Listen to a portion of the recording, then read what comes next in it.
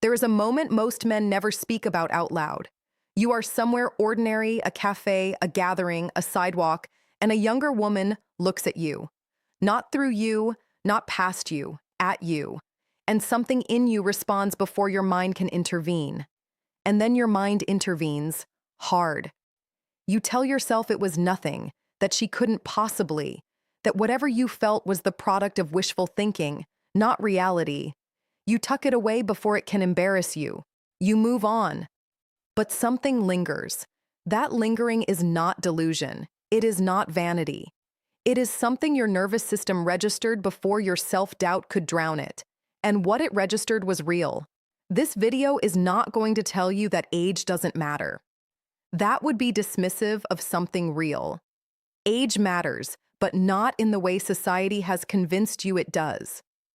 The story you have been handed, the one that says you are automatically disqualified from genuine attraction because your birth year falls outside some invisible acceptable range.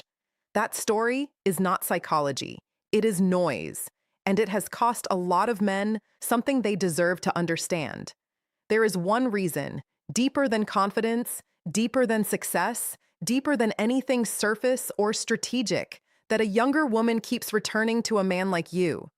We will get there. But first, you need to understand what she is not telling you because she probably doesn't have the language for it herself. She only knows how it feels.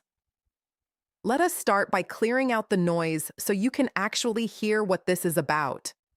You already know the cultural response to this subject. You have seen it in raised eyebrows, heard it in questions designed not to explore, but to shame. Maybe you have internalized some of it yourself. The voice that says, "This is inappropriate. This is self-deception. This is something a man does because he cannot accept his own stage of life." That voice speaks with such confidence that most men simply accept it as truth. But here is what that voice never addresses. Attraction is not a social calculation. It is a nervous system event. And the nervous system does not consult a calendar before it responds. When a woman feels something toward a man, her body does not first pull up a spreadsheet. She is not running an algorithm that subtracts your age from hers and generates a compatibility score. What she is actually responding to at a level that precedes conscious thought is a set of signals. Signals about safety, signals about steadiness, signals about whether this man is present or performing, signals about whether being near him makes her feel more herself or less. Those signals have almost nothing to do with how old you are. They have everything to do with what you have become. The problem is not your age. The problem is that you have been trying to understand her response through a framework that was never designed to explain it. You have been measuring yourself against a standard built for a different kind of attraction, one based on speed and novelty and physical competition. And by that measurement, you will always come up short. But that is not the measurement she is using. The things you have been quietly apologizing for, the slowness, the gravity, the lack of urgency, the certainty you carry, these are not liabilities dressed up as virtues. They are the signal itself. And some women read that signal louder than anything else a man could offer. Here is what most men, at any age, fundamentally misunderstand about what is happening when an older man draws a younger woman in. They assume she is tolerating the gap, that she is making a compromise somewhere, trading something she would prefer for something else she values more, that eventually the gap will become a problem she can no longer manage. They imagine her attraction as partial, as contingent, as something with an expiration date written into it from the beginning. That is not what is happening. For many women, especially those who have moved past the early rush of purely novelty-driven attraction, the qualities that come with significant life experience are not secondary. They are primary, and the age gap itself, the years of survival and refinement it represents, is not the obstacle to her attraction. In many cases, it is precisely the source of it. Think about what age quietly builds in a man who has paid attention to his own life. It builds the ability to sit in a room without needing to own it. It builds the capacity to let a moment unfold without forcing it toward a predetermined outcome. It builds a kind of emotional weight, not heaviness, but gravity. The sense that this man has already survived enough, that he is no longer trying to prove something, that he has somewhere to stand that does not require your applause to remain solid.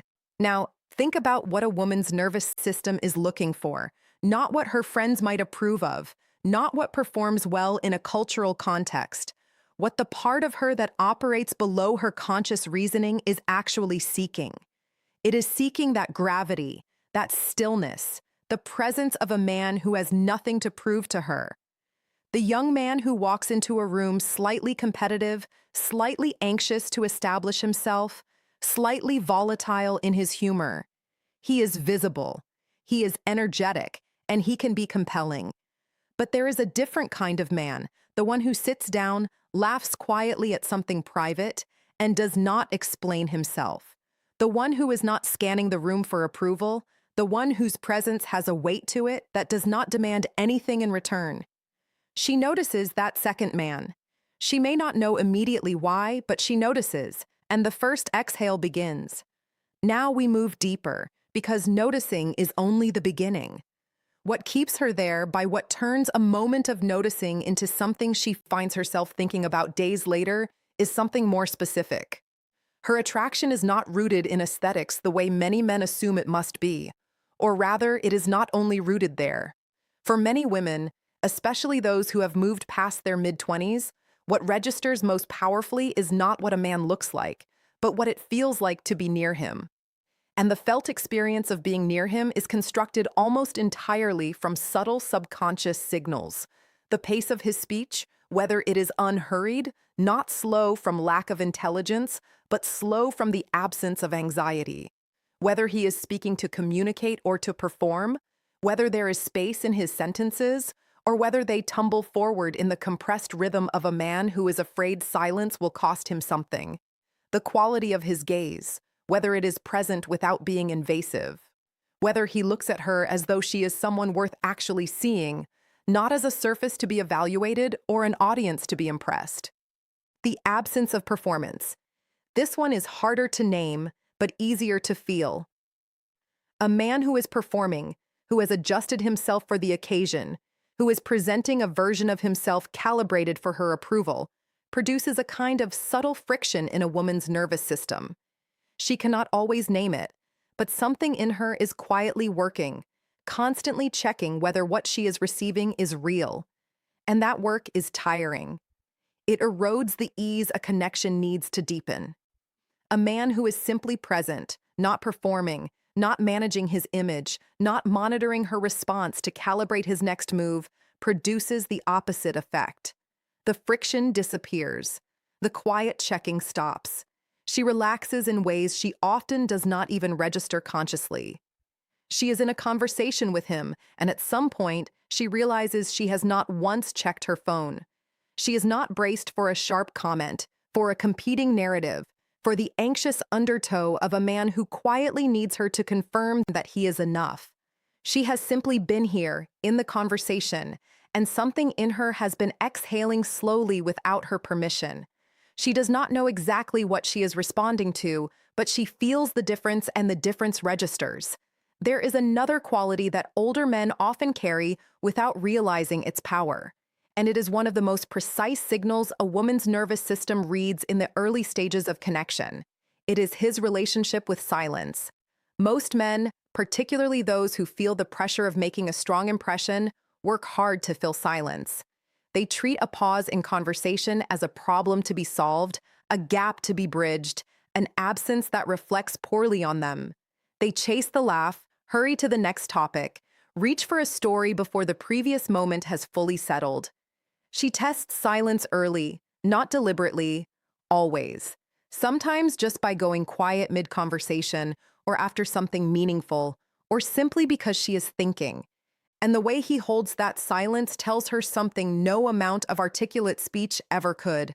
A man who panics in silence is telling her that his inner world is not settled, that he needs the conversation to keep moving, because the stillness is uncomfortable for him.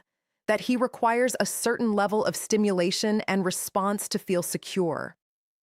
A man who holds silence, who lets a moment breathe without compulsion, who does not rush to fill the space with noise, is telling her something entirely different. He is telling her that he is comfortable being here without anything to perform, that the space between words does not threaten him, that he does not need her constant engagement to feel okay. She goes quiet. He stays with it.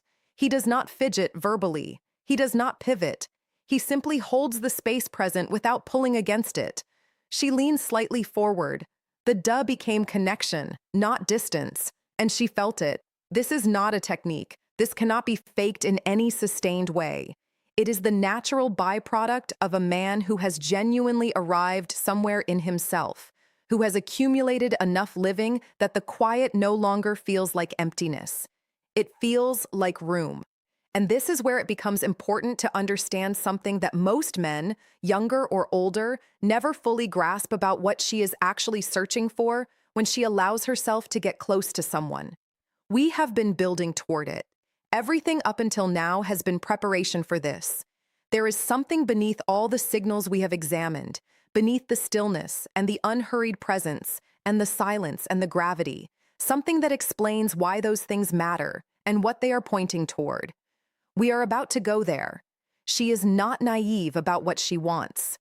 The younger woman who finds herself drawn to a significantly older man, who allows herself to follow that pull past the cultural noise and into something real, she is, in most cases, not doing so from inexperience. She is doing so from information. Many of these women have already had the other version, the relationship that felt like the right age on paper and the wrong emotional texture in practice. The partnership where everything looked correct from the outside but required constant vigilance on the inside. The dynamic where love was present but emotional stability was not, where tenderness could turn unpredictable, where disagreement could become destabilizing, where she spent more time managing the mood of the connection than simply existing within it. She knows what that costs, not theoretically, in her body. She has felt the specific exhaustion of loving someone whose emotional architecture was still under construction. Not blaming him, just knowing with the kind of quiet certainty that only lived experience produces that the texture of that was not what she wants to carry forward. When she encounters a man whose emotional structure is already built, who can disagree without escalating, who can hold a position without needing to win, who does not require constant emotional maintenance to remain stable, she does not respond to this with her head first. She responds with her nervous system, with relief, with the specific relaxation that comes when something you have been bracing for simply does not arrive. He disagrees with something she says, and instead of withdrawing, going cold, getting defensive, or pressing toward a victory that would cost the connection, he simply holds his ground calmly, without making it mean something it doesn't need to mean, without needing her to capitulate in order for him to feel secure. She says to someone later, "He does not make me feel stupid. He is not threatened by me." That is not a small observation. That is her nervous system describing safety, the specific kind that most of the men she has been close to could not quite sustain for long. Not because they were bad, but because they had not yet arrived at the place where they could hold that kind of steadiness. She is not projecting a father figure onto him. She is not filling an archetypal need. She is making a clear-eyed recognition of something she has been looking for and had not found, and finding it in him. Slow down for a moment here, because what we are about to cover is the deepest layer of this entire subject, and it requires from you that the earlier parts did not. Not just understanding, but recognition. The recognition of something you may have been doing without realizing, and something you can stop. She is watching for one thing more than almost anything else. It is not your status, though that can be part of what creates the context for it. It is not your appearance, though presence shapes that. It is not even the steadiness we have been discussing, though that creates the conditions for it. What she is watching for is whether you will allow her to be herself fully, without managing herself, without it disturbing your equilibrium.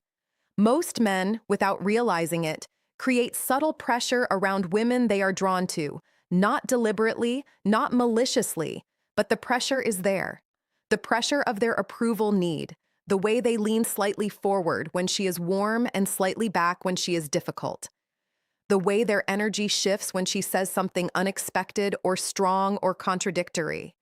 The way their comfort depends in some invisible way on her being easy to be near. She feels this even when she cannot name it. And in response, she begins to manage herself. She softens the edge of an opinion. She moderates a strong feeling.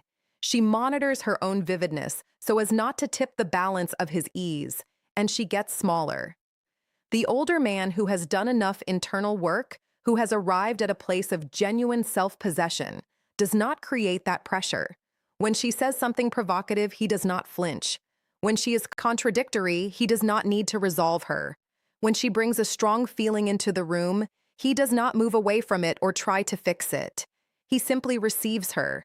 He does not try to manage her back to something easier to hold. He simply makes room. She says something half-testing, half-genuine, an opinion with an edge, an emotion she is not entirely sure how to explain. She puts it out, watching the way women do when they are checking whether it is safe to be real.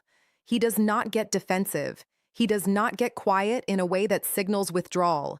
He does not pivot to something lighter to release the tension she was never trying to create.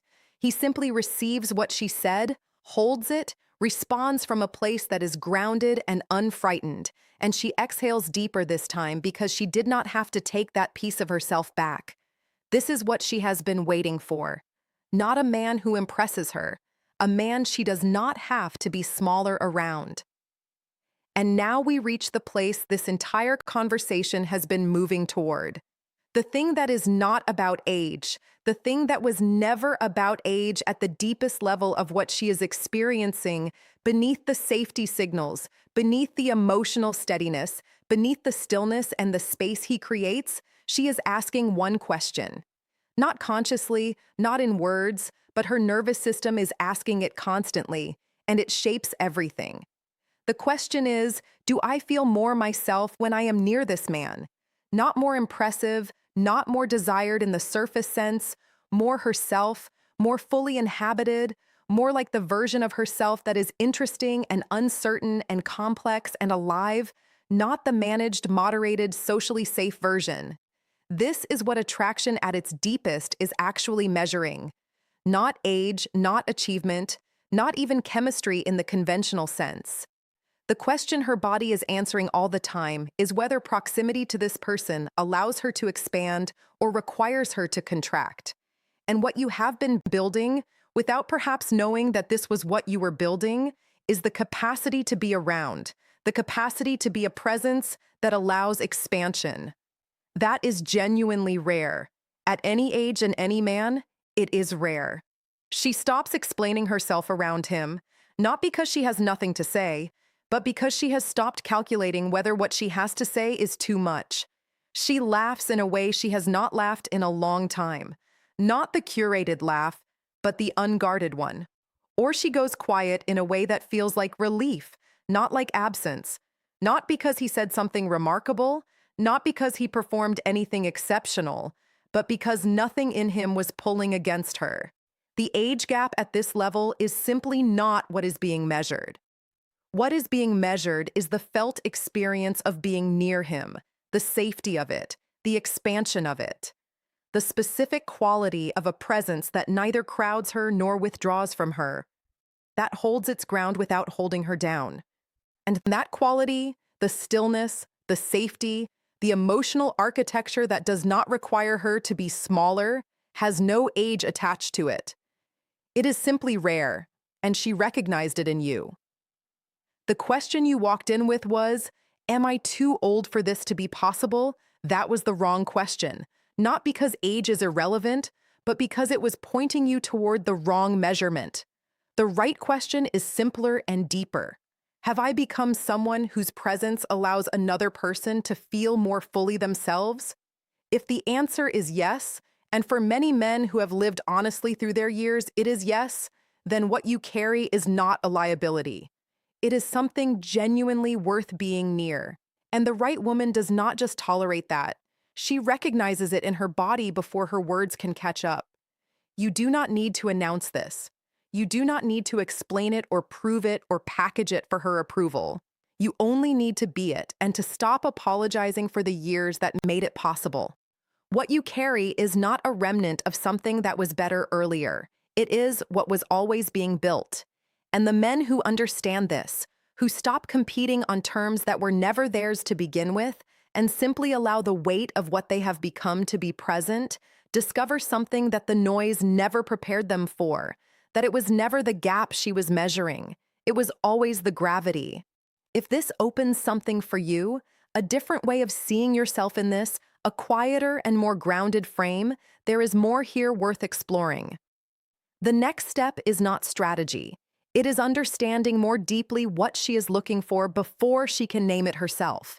That is what the rest of this channel is built on. Stay close. Generated with https://comb.ai.